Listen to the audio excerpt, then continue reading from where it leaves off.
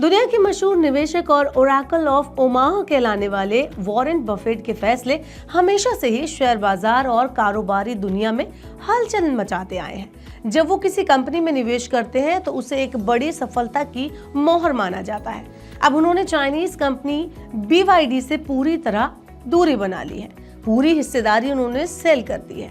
ऐसे में अब उनका चीन की दिग्गज इलेक्ट्रिक व्हीकल कंपनी BYD से पूरी तरह से बाहर निकलना इन्वेस्टर और कारोबारी विश्लेषकों के बीच एक हॉट टॉपिक बन गया है। चलिए जानते हैं इस वीडियो में कि इस कदम का निवेशकों पर क्या असर होगा और आगे फ्यूचर में इस कंपनी के लिए अब क्या कुछ पैरामीटर सेट होने वाले हैं। लेकिन उससे पहले जानते हैं कि बफे और BYD का रिश्ता कैसे शुरू हुआ था।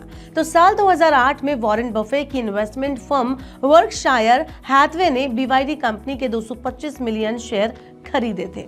इसके लिए बफे ने करीब $230 मिलियन यानी कि करीब 1900 करोड़ रुपए का भुगतान किया।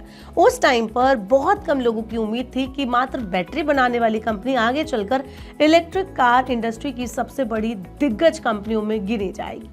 इस निवेश ने अगले 16 सालों में बफे को शानदार रिटर्न दिया और उनकी शुरुआती रकम 4500% तक बढ़ गई। जी हाँ, लेकिन इसके बाद शुरू हुई कहानी बाहर निकलने की, धीरे धीरे कमी करने की। अब बात करते हैं कि हिस्सेदारी में धीरे धीरे कमी क्यों आई। तो शुरुआत में बफे के पास BYD में लगभग 10% हिस्सेदारी थी, लेकिन साल 2022 तक आते आते उन्होंने धीरे धीरे अपने कुछ शेयर बेच दिए और उनकी हिस्सेदारी घटकर 5% पर आ गई।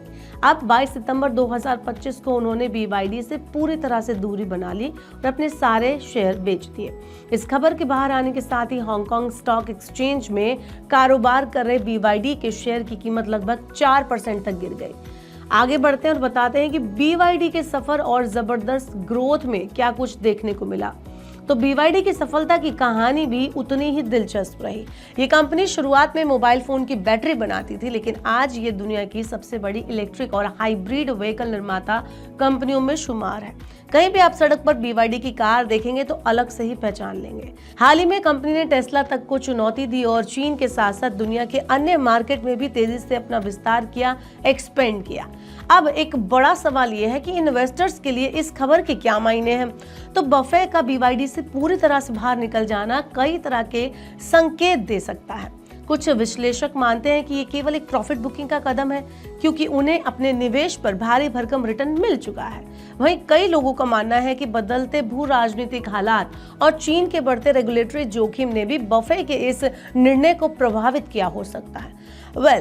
कारण जो भी हो, वॉरेन बफे का ये कदम याद दिलाता है कि निवेश की दुनिया में टाइम पर फैसले बदलने पड़ते हैं। उन्होंने BYD में लगभग 2 दशक पहले जो भरोसा दिखाया था, वो आज EV बाजार का बड़ा अध्ययन बन चुका है। चाहे उन्होंने दूरी बना ली हो, लेकिन उनकी शुरुआती सोच और फैसले ने न सिर्फ BYD को नई ऊंचाइयों तक पहुंचाया, बल्कि दुनिया भर में निवेशकों को ये सीख भी दी कि लंबी अवधि का धैर्य और सही चयन यानी कि चुनाव किस तरह चमत्कार भी कर सकता है। अब आप हमें बताइए कि आपके हिसाब से BYD के जो निवेशक हैं, अगर आप हैं तो आपको क्या लगता है कि फ्यूचर में क्या पैरामीटर सेट हो सकते हैं और जो बफे का ये कदम है उससे क्या कुछ असर पड़ने वाला है इस कंपनी के शेयर पर। ऐसे ही और वीडियोस के लिए देखते रहिए Money9 और सब्सक्राइब करें Money9 का YouTube चैनल।